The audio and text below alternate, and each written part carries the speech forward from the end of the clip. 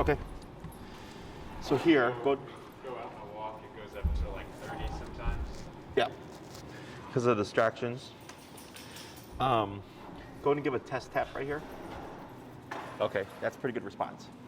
So what we're gonna do is we're gonna teach the heel. We teach traditionally on the left. Okay.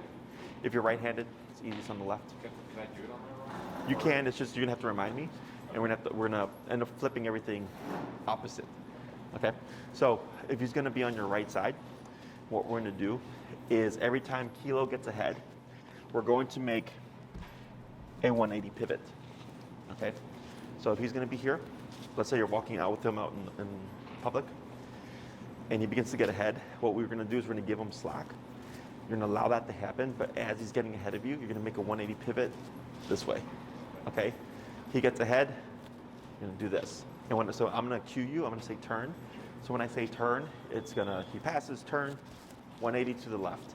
He passes, turn, 180 to the left. He passes, turn, 180 to the left, okay? So you should stay within a straight line. Now when you do this, I'm also gonna cue that word tap, right? So from before with the place. So we pair those things together. He's gonna get ahead of you, turn, tap, tap, tap. He's back to your side, good. He passes, turn, tap, tap, tap. He gets to your side, good. He passes, turn, tap, tap, tap. He gets to your side, good, okay? So when you hear me say good, Kilo is doing something that I'm wanting him to do, but that's more so for your frame of reference, okay? The dog doesn't need it, but it kind of lets you know like, all right, Jesse said good, so I'm assuming this is what we're trying to achieve, okay? So I'm gonna say turn, I'm gonna say tap, and I'm also gonna say pull to your right, okay? So if you're walking with Kilo, and he happens to come over to the left side, when I say pull to your right, you're gonna keep moving, you're gonna pull lightly but firmly to give good directional pressure, and then you're gonna tap, of course, as I say tap. As soon as he crosses to that right side, I'm gonna say good, and we keep going, okay? So what you don't wanna do is stop. That's what most people do.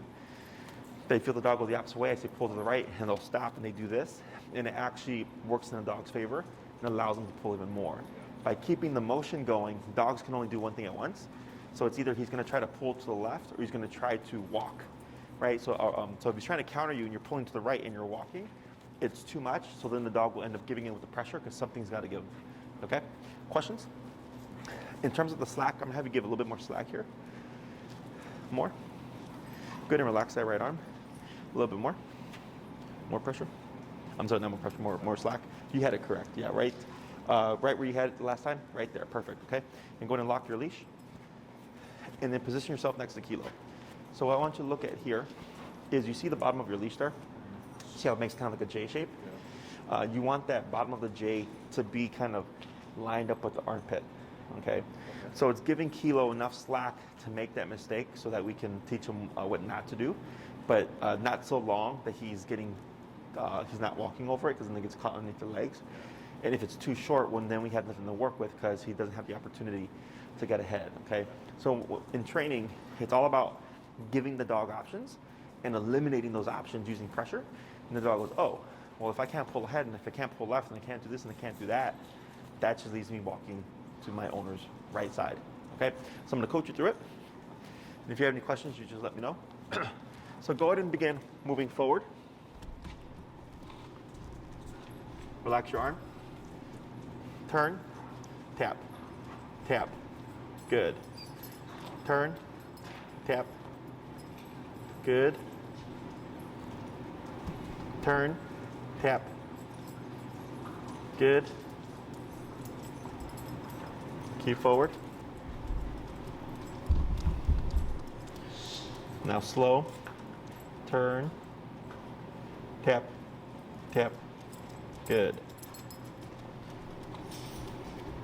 Keep forward. And slow. Turn. Good. Tap. Tap. Good. Go ahead and pick up pace.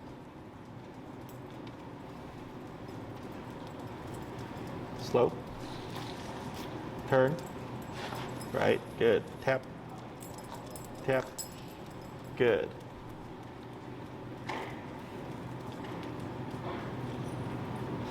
Turn. Good. Now slow walk, but keep forward. Turn, tap, tap. Good. Turn again. Good. Slow walk, but keep forward. Keep forward. Good. Slower. Good. Slow turn. Yep. Forward tap, tap, tap, tap, tap. There you go. Good. Now pick up pace. Good. And turn, tap, tap. Good. Slow walk, but keep forward. Worry about his distance that way. Because it's all going to tighten up as we progress. Now slow. Turn. Right, forward. Good. Tap. Good. Good. Turn. Tap. Slow but forward. Good. Slower. Stop. Good. Excellent. What did you see? The most attentive he's ever been to my feet, Uh-huh. like my speed. I was shocked that he didn't just keep on his own pace when I started to slow down. Uh-huh. Do you know why that happened? No, I swear I've tried to repeat this.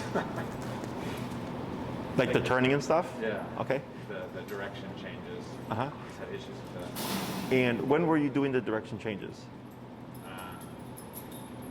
There's like just up and down, like on our street. Okay.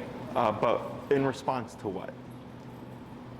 I mean, I was just trying to get him to stay next to me. Uh-huh. I'm not sure I understand the question. Your response to what? So here, when are you turning? Right now. When am I saying turn? When I reach the end of the room. Okay. Before that. There's something else going on. Is it when he starts to lose focus? Yes. As soon as okay. He's getting away from you. Yeah. Okay. So earlier when I explained it, I said kilo's going to pass. I'm going to say turn, and then you're going to do this. So the turn is in response to kilo passing. Okay. So most people, when they teach to heel, they limit range of motion and keeping the dog at their side, which that doesn't. And I actually have a video on TikTok that I just saved, and that's exactly what the guy's doing. He has a super short leash, and he goes heel, and he takes one step. Heel, takes one step, right? And I'm like, that is the worst way to teach it. Dogs don't tie that, okay?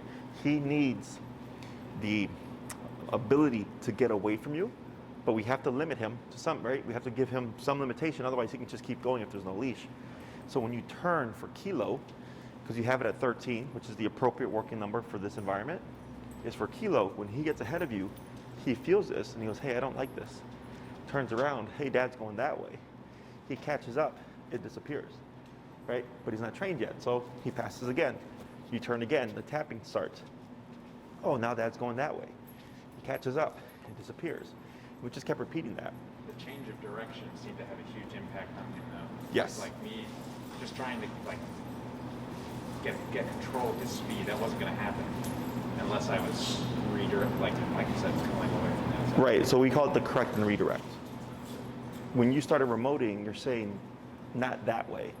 And then when he turned to you and you're doing this, you're saying this way. Correct and redirect, okay? So it's not just as simple, in this case, when it's behavior-based, it's not as simple as don't do that. Yeah. There has to be more information, okay? Because don't do that is just, don't do that. I don't care if I don't care if, what's an example? Let's say at home, barking out the window. I don't want you to bark at the window. I don't care what you do, but don't bark out the window, right? So he has other options, which is eliminating one. Here, you're eliminating one, don't get ahead of me, but also, hey, I'm going this way. So he ends up tying, oh, I should pay attention to dad. When I'm not paying attention to dad, things happen, right? And that's why that working number, again, is important.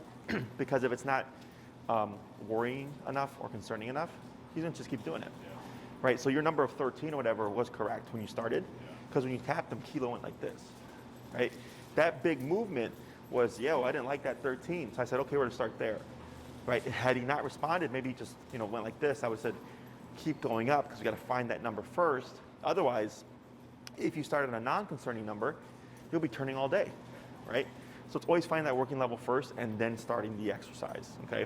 Always making sure that we're giving kilo the ability to get away from us, not arguing with him.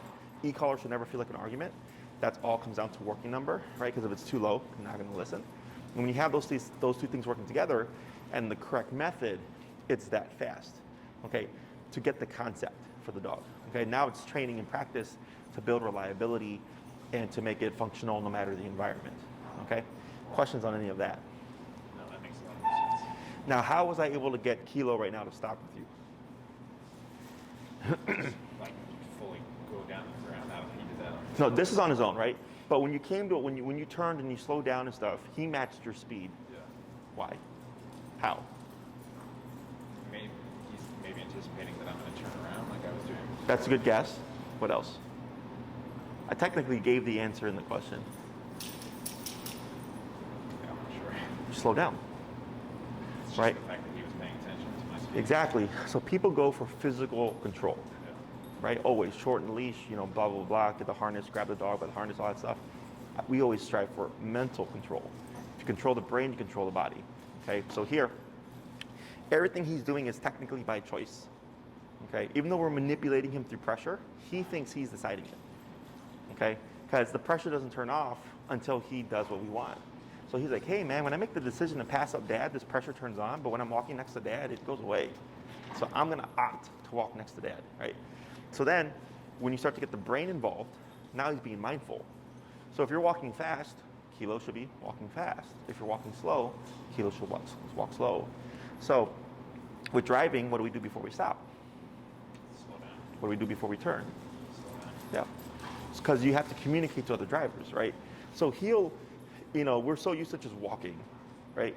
But, and I think I told you this before, heel is like dancing, right? If we're doing a two-person or a dance, there's a leader and a follower. And you have a really good leader, it helps the follower, right? Because there's like pressure involved and all that stuff. Same thing for heel. Now you're getting the first half of heel. Once we go into the second half, you're gonna see the full picture of like, oh shit, this really is like dancing. Because there's a lot of body language communication, okay? Here we're worried about teaching Kilo, be mindful of the person at the end of the leash. That's what we're focusing on now. The thing that I need you to do for this week for Kilo is simply when you're gonna stop and before you're gonna turn, is slow down, okay? Because it would be unfair to just abruptly turn if he's actually walking at your side, right? So that's where communication comes into play, because you know what you're gonna do. Kilo does not, right? He's never gonna become psychic. He's never gonna become so good that he's gonna go, oh, we must be going to Whole Foods today, so I know the route, so I'm gonna do all these turns with dad, right? He's not gonna know that. So we're teaching him be mindful of me, but then in response, you have to have communication. And for this week, it's just slow down, okay? At least 3 steps, more is perfectly fine. So if you slow down and Kilo keeps going, what does that mean? Focuses elsewhere. So what do we do in response? Tap, tap, tap. And turn around. turn. Or I 'Cause- should turn and then tap. Correct. To bring his Either attention. or, right? Because so what most people do is when the dog's head, they'll tap them to slow the dog down. Yeah. You never want to do that. That's I should say never, but I was there's trying that on my exceptions. own and he, didn't understand what I wanted. We need the redirect, correct? Okay, because we need him to understand to turn off that pressure. He needs to come to that hip, but it has to be obvious. Like it has to be stupid obvious for a dog to get it, right? So it's like, hey, he's going that way and I'm going this way, so he has to come over here, okay? Because if you're walking side by side and you tap him to slow him down, what happens for the dog is they look up and they go, we're going the same direction. Yeah. Why am I being corrected? I have 4 legs, you have 2. Catch up, right? Because he's going to have a faster cadence than us. Someone's collar came off. So we're going to give that another go. So instead of going forward, go ahead and relax your arm. And you're going to just make a pivot to your left there. Tap. Good. And turn. Good turn. Now slow. Turn. Tap. Tap. Good. Slow again.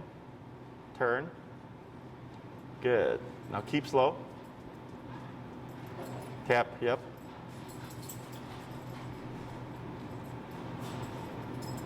Now speed up. And then slow. Good.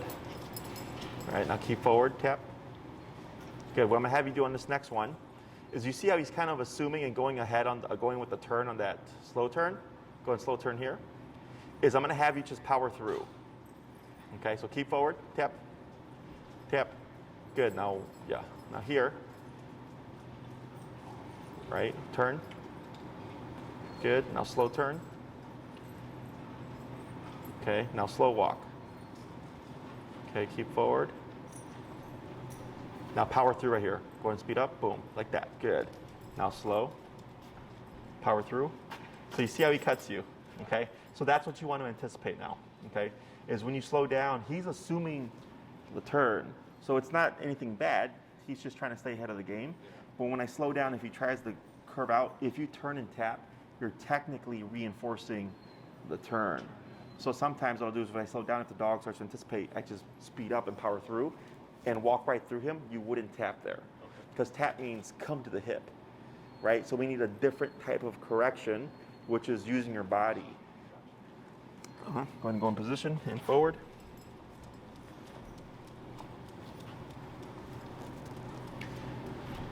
Good. Yep.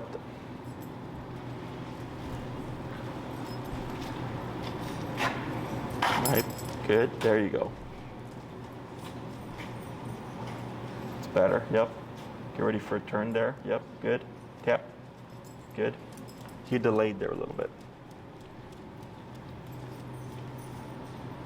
Good. Tap. Tap. Tap. There you go. Good.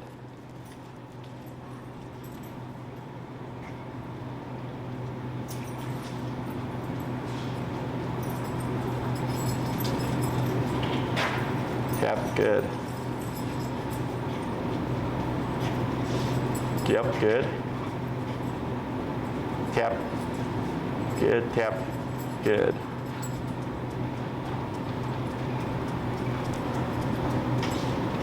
So that was an abrupt stop. Yeah. Okay, so that's why he powered, that's why he went ahead. So that's on the handler, okay?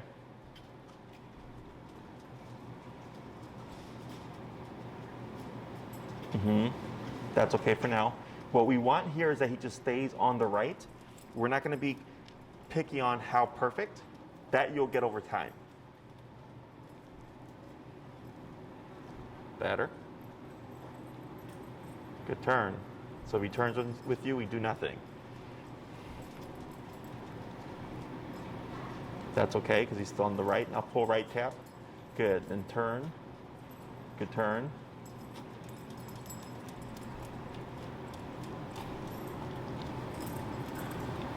There you go. Much better.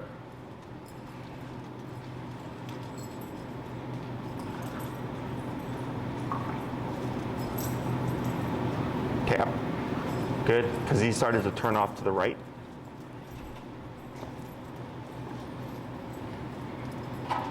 Better. He thought about it.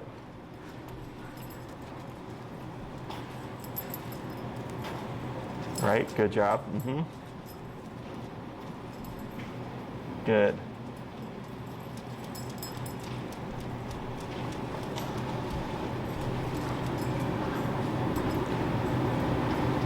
Good. And on the return over here, I want to have you stop in the middle of the floor.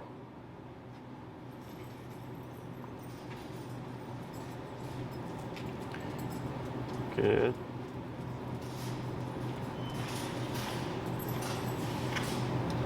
That's okay. Right there.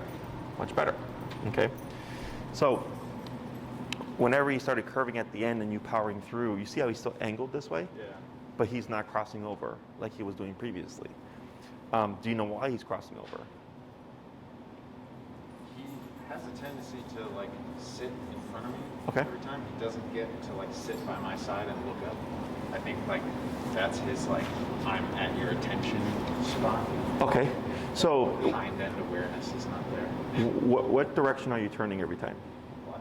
What? No, his body's turning left. Yeah. He's learning advance every time. Yeah, he's anticipating, right? He's going, every time you slow down, there's a turn involved, right? Because we're teaching right now. And that's what we want to learn. So that starts to tell me the dog's gaining concept, right? Is that they start to angle or they start to they start to assume and overcompensate on those turns. It's normal. It's not him being disobedient or anything like that. It's just him saying like, hey, I know the game now, and I'm not gonna give you the kind of step ahead. I'm gonna be there ready So when you turn, you can't catch me off guard, okay? But now we have to counter that. So when we do off-leash training, we create more problems the more things we teach, okay? So as we start to teach more commands and stuff through pressure, we create problems along the way, okay? This is part of the process. So the problem we're creating here is for the owners, in the beginning, it's annoying for their dog to be crossing over, because obviously if you're moving forward, they're getting in the way, right? But it's a good problem.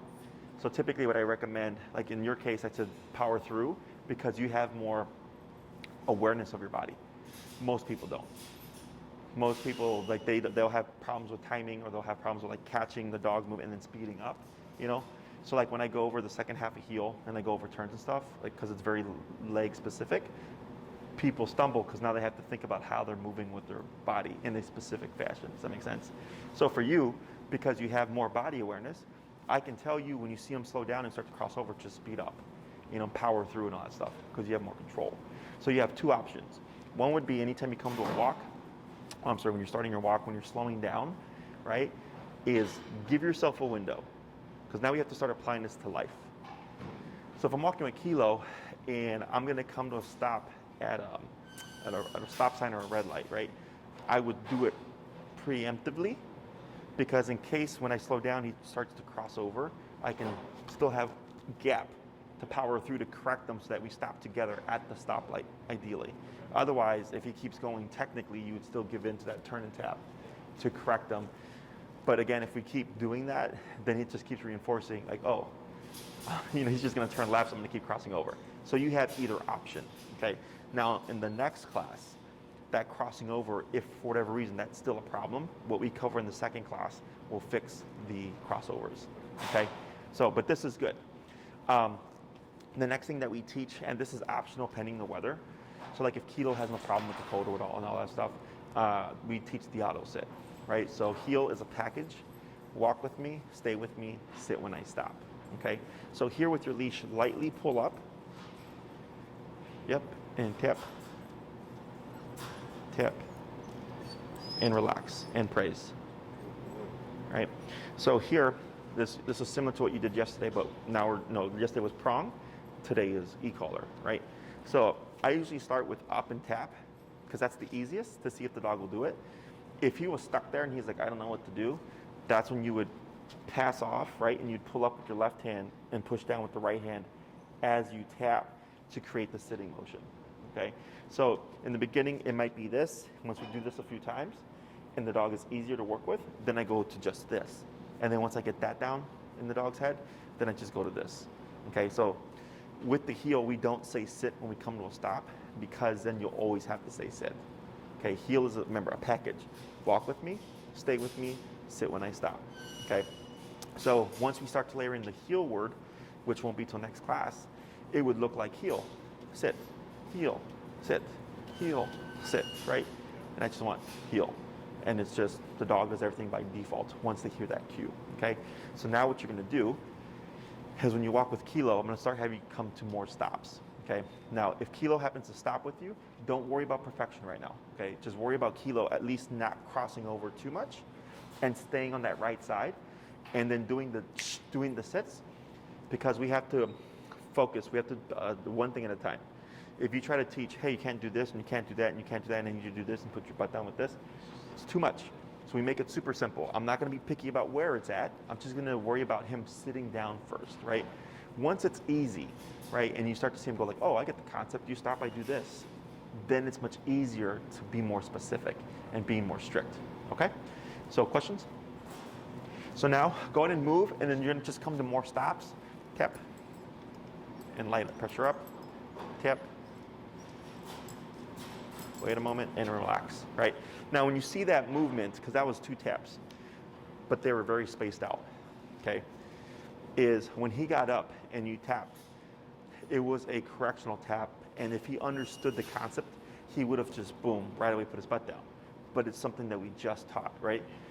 He needed the directional pressure, but then when you tap the second time, and he was like this, and he spiraled, right? Movement means the dog is thinking, okay? So if I give a tap, and I am giving him directional pressure, and I give a tap, and I see him moving, I lay off until I see him come to a conclusion. If he would have moved and then stopped but was still standing, that's his conclusion. I stop moving. And I tap again, like, nope, because I need you to do this. And then he moves again, and he stops again, right? Tap, and maybe he lays down, tap, and then finally this. Then I relax all that pressure. Does that make sense? Yeah. So sometimes we keep the tapping going.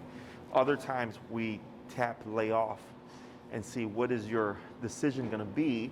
And if it's the wrong one, then I tap again as I'm giving directional pressure to help him come to the right conclusion.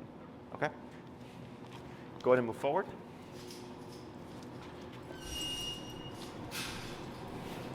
Get ready for your turn. Good.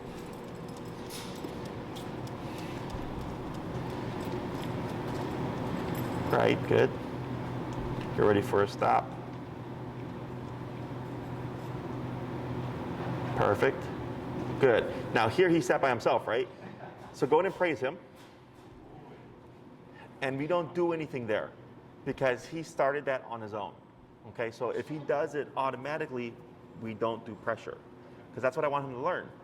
If you do this by yourself, no, needing no guidance, you avoid everything. Okay, if you take too long, pressure's going to kick in. All right, we'll try that 4 more times.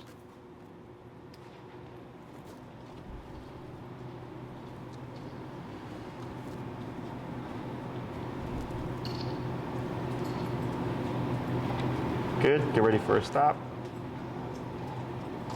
Right. Good. Yep. Good correction. Tap. Good. Good. Yeah. Good.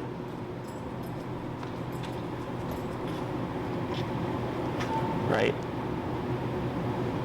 Tap. Wait a moment. Relax. Now praise. Good boy. 3 more. Good. Shh.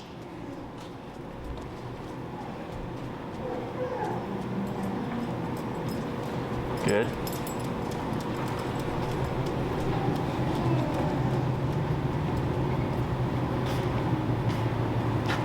Good. 2 more.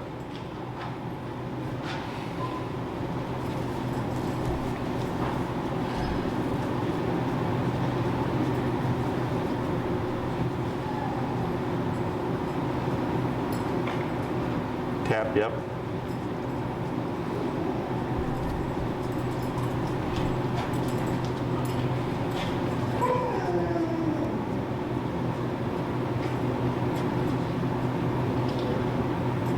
Good. 2 more.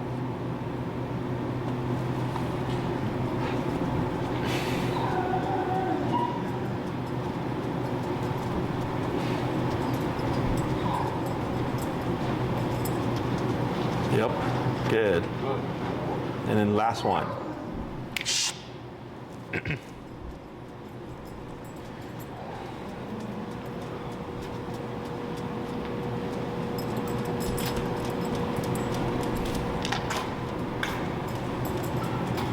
Perfect. Okay. Good. Now, when you come to a stop, his job is to maintain that position. Okay, so right now, again, we're not worried about perfect. We're just worried that he actually does it. And I guess something for you to think about is, do you want family pet obedience or do you want to take it even further, right? So like, let's say I have a client and we're getting this. And they'll say like, well, you know, anytime I've talked to a trainer or anytime I've seen dogs trained, they always sit a very specific way. They're always facing the same way. I go, yeah, I'm like, if you want that. But you can have functional without having fancy, right? So it's like, yeah, I just want my dog to have functional obedience, sit, stay down, come place, heel, all that stuff. I don't care about how it looks, then you're good. If you're like, no, I'd like to shape this to be even more, look pretty and all that stuff, we can do that as well. But in the beginning, we always focus on this stuff, right, the core. And then after we get the core, then we can start tweaking and shaping things a bit more specifically, okay? When you come in on Monday, you're gonna see this kid, his name is Daniel, and he's got a big Dobie, and his name is Goku, and he's doing advanced heel, and his dog does crazy shit. Like his dog can walk backwards. He's on the left. His dog can walk backwards. If he pivots, the dog pivots with him. If he pivots back like this, the dog is just glued to that hip. And now we're transitioning that stuff to like no leash now, right? Because he wants more. Most people just want the 6 foundational and functional commands, but it'll kind of give you an idea of like, holy crap, like this gets pretty cool. So, but in the beginning, we always start off with that basic heel, okay? Questions about this stuff so far? So, in terms of applying this to life, what you'd want to do is when you go out, of course you'd have Kilo all set up. Do the pee and poop first. Get that out the way first, okay? Once that's said and done, find that working level, okay? Maybe it's 20. Once you start the walking process, finding the working level when he's stationary versus finding it when he's moving is going to be different, okay? Because moving is a distraction for a dog. So the moment you start walking, they're just like, right? They start to go somewhere. So then you're going to end up like having to re-find it to keep him at your side like he was here. Okay, so right now 13 is working really well. So if you go outside, he pees and poops, you find your starting working level, you start your walk, you find, hey, it's not really working, and you're bumping it, right? And so you find it, maybe it's, 35, and all of a sudden, Kilo's at your hip, right? And when you slow down, he slows down. When you speed up, he speeds up, okay? Then you just go on your walk, okay? So like, let's say you're walking for 10 minutes, and like Kilo's at that hip, perfect. We don't need to do anything. But then I slow down, maybe for a stop sign, and all of a sudden Kilo goes, turn, tap, boom, back on the hip, right? Now, if you're trying to go point A to point B, you would turn into a turn. Yeah, so you would do the correctional turn, get them back on the hip, slow down, because sometimes when you slow down, they'll still shoot off, tap again, right? And then you might have to slow down, he locks into you, and then we can keep forward, okay? So the slowing down, even after a correction, once he's coming to the hip, because sometimes they'll overcompensate, and they're like running to it, so I'll slow down to see how much attention I get from that first correction, and you'll see them shoot off again. Now just turn, boom, and I'll do that. I've had some dogs where I'll be there 15 times, then all of a sudden it's like, boom, and they run to your hip, and then they're glued to you. So the more mistakes they make, the better. Because remember, dogs learn best by don't do that. So when they try it 15 times, they're like, holy crap, 15 times it didn't work. Boom, and I glue to the hip. Oh, all right, I get it now. They're even tighter. When you point it out like, hey, what do I do about when he spaces off, right? Shh. That was technically, that's correct. There's such a thing as too far off the side. Heel is very specific. It's going to be his left shoulder to your right hip. Okay, so if you walk with your friend, you walk with a girlfriend, whatever, when we walk side by side, we're shoulder to shoulder, right? That's how it should be with Kilo. So when you're walking with him, his left shoulder should be lined up with your right hip or behind, okay? I usually give him 6 inches to a foot going backwards. To the side, about 6 inches, okay? Never forward, not even an inch, okay? Because that's the most common thing I get is, hey, Jesse, how much ahead is my dog allowed to be? I'm gonna go 0. Because that's considered passing, and 1 inch becomes 3 inches, becomes 6 inches, becomes now my dog's pulling again. Okay, so he has to be glued to that hip. The other reasoning for that is if I have someone who's like wanting up to off-leash reliability, that left shoulder has to be glued to the hip in order for it to be applicable with no leash. Okay, so if it's a lenient heel and they try to take the leash off and then walk the dog in a lenient heel, dog takes off. Okay, so in order for it to be functional even with no leash, you have to have it really tight, okay? So if you see Kilo, and you can tell like they'll be like this, or they're kind of forging and they slow down, they're kind of forging, is some dogs will learn to correct so quick they'll technically can avoid the hit, right? Because as soon as you turn, boom, they're already turning with you. So then the owner goes like, well, how am I supposed to correct the dog if they're no longer going away from me? I go, then we flip it. I tap, then I turn. Okay, so that the only way to beat it is just not to pass me in the first place. Okay, so you'll find that out as you work with Kilo. So far, from what I'm seeing so far, is he's responding well to the collar. I can see that he takes it serious. So I doubt that you have a foraging dog, but I haven't seen him outside, with like distractions and stuff. But once you find that correct working level, he should be at your hip, and just like you have it in here, should be the same thing outside. Okay. When it comes to length of time, ideally shorter chunks is better. So like 3 20-minute walks or like 4 15-minute walks. If you take them out like 6 times a day and each time you take them out it's 15 20 minutes, that's fine too. We just need smaller chunks. Okay, if you do 1 solid hour, he'll get it. It's just going to take longer for him. So every time I stop and I'm talking to you, I do that one for you, but also for him, because right now he's processing everything that just happened. Okay. Is it true that dogs have a horrible concept of time? Yes, dogs don't have concept of time. That's mind blowing. Yeah. So that makes sense with training a little bit throughout the day, rather than Big long chunks. Yeah. And it's the same thing for humans. So like I play guitar, and way back when I was taking lessons, my teacher would say, like, do this for like 10 to 15 minutes. He's like, don't drill it for 8 hours. And he's like, your brain, every time you do something, your brain processes the patterns, the muscle memory and stuff, and then you come back to it. So he was like, do 3 15 minutes a day instead of like one long 45-minute session. And it's true. Like when I used to do scales and all that stuff, like it was like so many things to remember, and just doing multiple shorter time frames helped me retain it better. Okay, so then I've noticed it's been the same thing with dogs as well.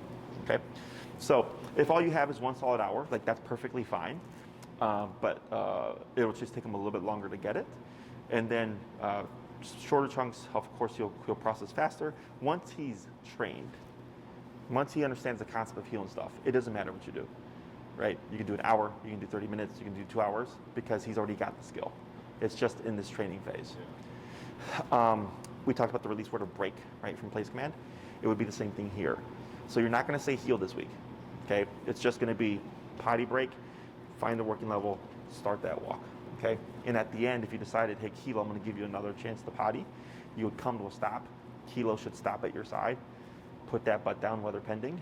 You would wait a moment, break, and then lead him to the grass. He can pee, poop, roll around, sniff the ground.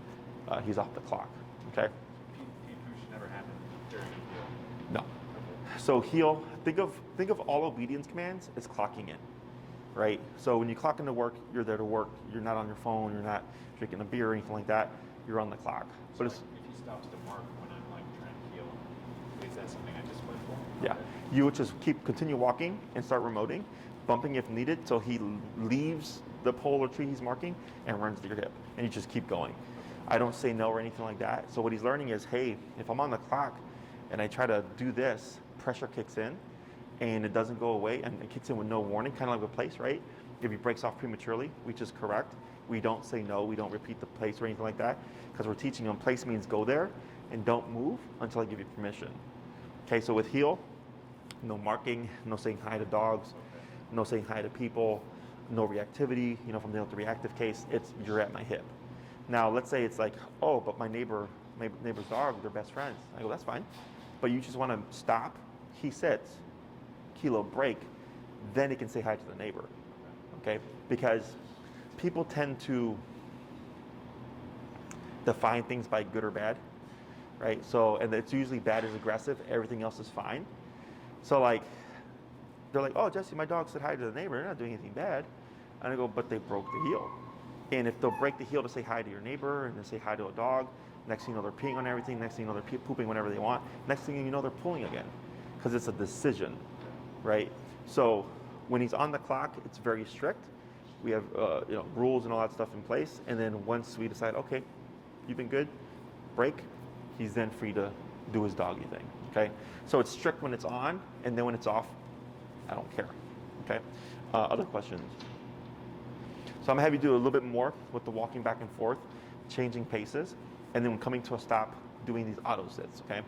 Now what I liked is here I probably talked about 5-8 minutes, and Kilo kept that sitting position the entire time. If you're not moving and you're in a heel, that's his job. So even if you were to try to lay down to get more comfortable, again, oh, but the dog's just getting more comfortable. I go, but it's breaking the command of heel. We would correct him back into a sitting position, okay? So when I said weather pending, is because for some dogs, the ground is too cold right now that they won't sit. So then I don't worry about it, but I'll tell the owner, come the spring and summertime, we got to reinforce that auto sit. Or if I have a dog that has behavioral issues like reactivity, I'll tell them, yeah, it sucks that your dog is going to be cold, but if your dog wasn't being a jackass on the leash, we wouldn't have to be this strict, So I play it by ear. So if you see he sits, no problem, we're good. If it's like, yeah, he doesn't like the cold, as long as he's at your hip and he's parallel to you and he's standing, that's fine as well. Okay? Go ahead and move forward.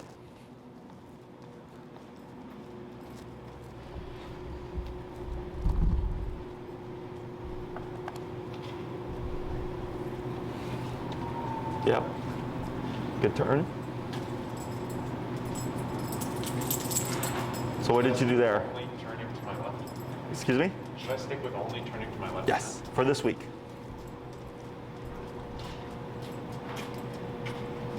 All right, good.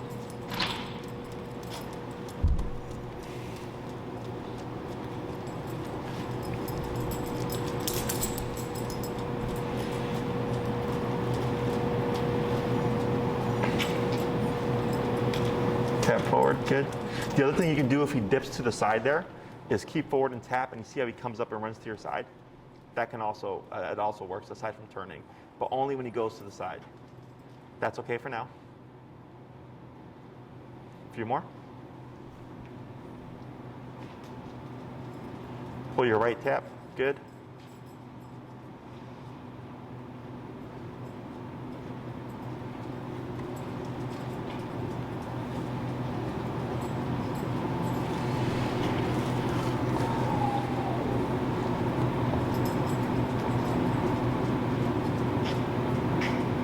Good, that's fine. Now here, yep. Right, good, relax, good. Now he's ahead of you here, right? But that's because he was going into down, and when you corrected, he kind of overcompensated, but he's not in your way, so we're gonna accept that, okay? Forward. Good. Yep.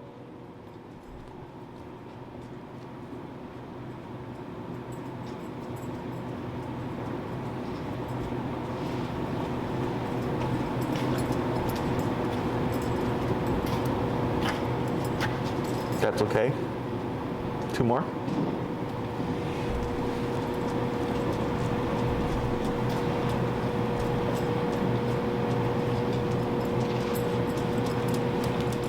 Yep, good correction.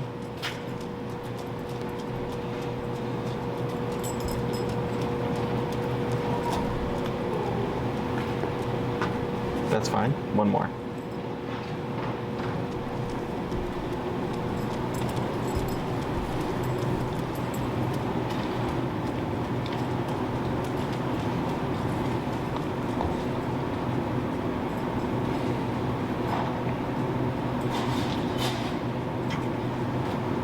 Perfect. Go ahead and come forward and stop by the end of the square there.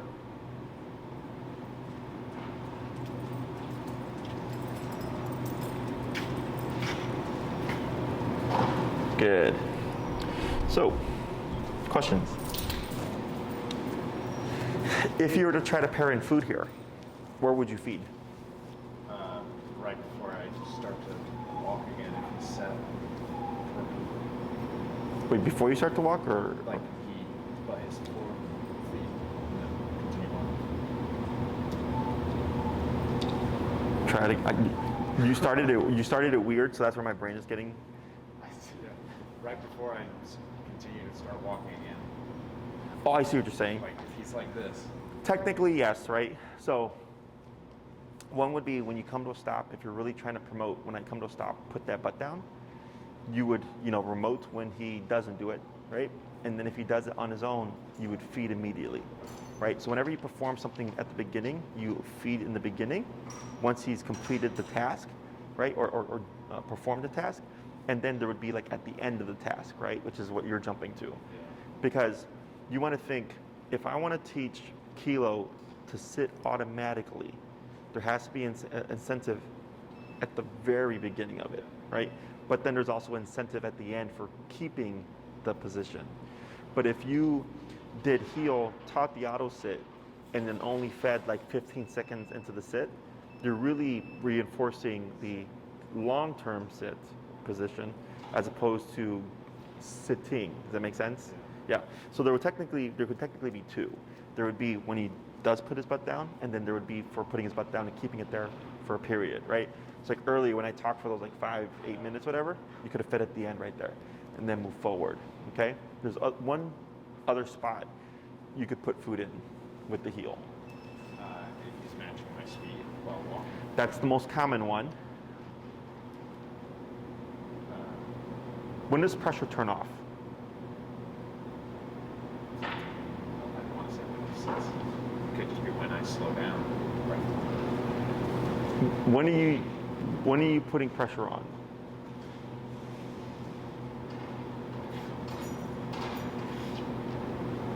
When he's ahead of me. Okay. Yeah, yep. Okay. And then when do we turn that pressure off? Correct. So where do you think that food would come in? He's staying beside. Not staying. When he lands. As soon as he lands Yeah. there. Because So, like, that's when you're taking the pressure off. making the loop, coming back in, boom, food. Correct, right? So it would be he passes, you're remoting. The moment he lands, off with the pressure, on with the food. Gotcha. Okay? Most people do the feeding as they're walking. Is that not recommended? 'Cause you're It's trying not to that do it's two not things. recommended. My brain doesn't see how that incentivizes dogs because you're trying to teach them where to land, right? And that does everything else. That will keep him on your hip. So when you're walking, he went sideways and you tapped him. What did he do? Boom, right? Because now he's associating when I feel tap, move to the left, right leg. So technically, it would be tap. He comes in, feed. You could have done that as well. And that is actually what's teaching him, oh, when I'm here, when I land here and I keep here, like that actually all ties together. So like, let's say you take another dog, for example. Say you take a friend's dog, take treats with you and stuff, and walk with them and do that feeding thing when they're there, right? And then stop it and then see what happens. They go again, right? They don't really, in my opinion, they don't tie it. Now, if you're doing fancy obedience, yes, because now you're trying to teach a dog to stay there. Or like action Yes. while you're walking. So for Goku, when we were teaching his dog to walk in reverse heel, he would feed when he was in the reverse heel, right? Because now the dog's actually keeping to that position. But we taught everything first with this, and because he was going more advanced, we had to start doing other things. Okay, so the stuff that most people teach, and that the concepts that trainers teach, a lot of time, it's all coming from competition stuff. It's coming from I'm going to be in the ring with my dog and all that, right? Which yeah, it applies there, but it doesn't apply to life, and that's the difference. Is learning when you're training your dog. Am I training my dog for real life, or am I training my dog for something that's in a competition but won't have no bearing on real life? You know, so like the way we hold the leash here and stuff, this is just like when you walk with Kilo now, that's how you would walk. Okay. Now, if I have someone who has a reactive dog, I would tell them you walk like this when you have an empty sidewalk. But then if you see another dog, you would step aside and shorten your leash because we have to prepare for that life moment. In competition ring, you see them holding their leash like this, and it's wrapped around their thumb like that. And I've had clients who walk their dog like this. And I go, why are you doing that? They're like, oh, because that's how I was taught. I'm like, are you in a competition? They go, no. They're like, why are you doing that? Just walk like a normal person. Nobody wants to be like this, tip. Right? When we walk, we want to be relaxed. That's how we normally walk. You know, but a lot of people come in either with this or they come in with this because they're so used to restraining their dog, or they come in like this, right? And we want to be nice, relaxed, dog at our hip. Okay? So when you have nice open space, you want to walk with your leash nice and slack, because if Kilo's right at your hip and that's completely slack, what's that mean? It's where he's supposed to be. He's getting it. He's going, okay, I walk at dad's right hip, right? But if we tighten it, you're limiting his options and not allowing him to make those mistakes, okay?